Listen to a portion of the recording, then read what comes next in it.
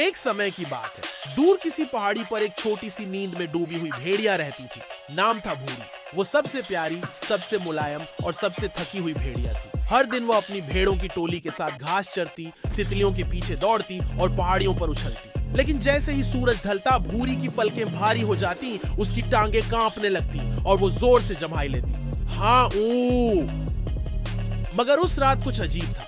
जब भूरी सोने चली तो उसकी नरम घास वाली जगह गायब थी। ओहो, मेरी नींद की जगह कहाँ गई? भूरी ने आंखें मलते हुए पूछा। उसने इधर उधर देखा, झाड़ियों के पीछे, पेड़ों के नीचे, चट्टान के पास, लेकिन उसकी मुलायम गद्देदार सी नींद की कोठरी अब कहीं नहीं थी। अब मैं कहाँ सोऊंगी? भूरी रोने वाली थी और तभी हवा में एक फुसफुसाती आवाज आई। भूरी, अपनी नींद ढूंढने के लिए तुम्हें एक नींद की यात्रा पर जाना होगा। भूरी ने इधर उधर देखा, कुछ नहीं दिखा। कौन बोल रहा है? उसने डरते डरते पूछा।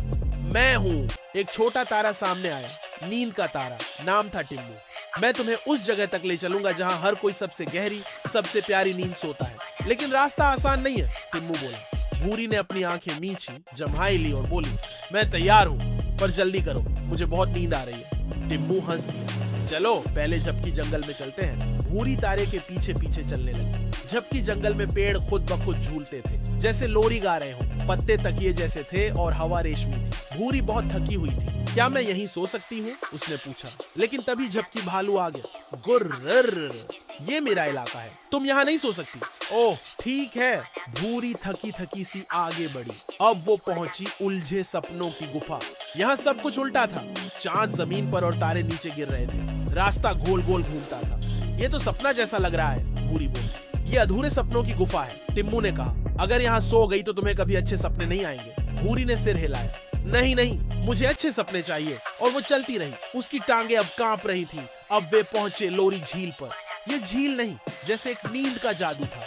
यहाँ पानी से मीठी मीठी लोरियां निकल रही थी। भूरी उसमें उतर गई। पानी हल्का गर्म था, जैसे मम्मा की गोद। यही मेरी नींद की जगह है, भूरी मुस्कुराई। लेकिन तभी पानी में से निकला नींद चुराने वाला मेढक, जिसने झील के बीचों बीच की नींद का बबल पकड़ लिया और बोला, अगर तुम्हें यहाँ सोना है तो मुझे एक सपना देना होगा। पर मेरे पास कोई सपना नहीं। भूरी घबरा गई। तो जाओ, मेढक गुस्से में बोला। भूरी अब रोने लगी।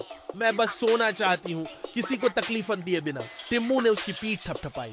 एक जगह बची है, लेकिन वहां जाने के लिए तुम्हें एक सवाल का जवाब देना होगा। क्या? भूरी ने जम्हाई लेते हुए पूछा। तुम्हें सबसे प्यारी नींद कहाँ आती है, जहाँ तुम सबसे महफूज, सबसे प्यारी और सबसे सुकून में महसूस करती हो? भूरी ने कुछ पल सोचा और फिर मुस्कुराई।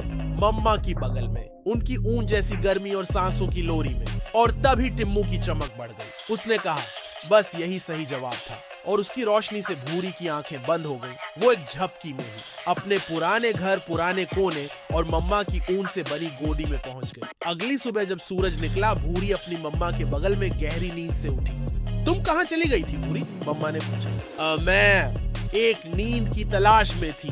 भूरी हंसती और उसके पैरों के पास एक छोटा सा चमकीला तारा टिमटिमा रहा था।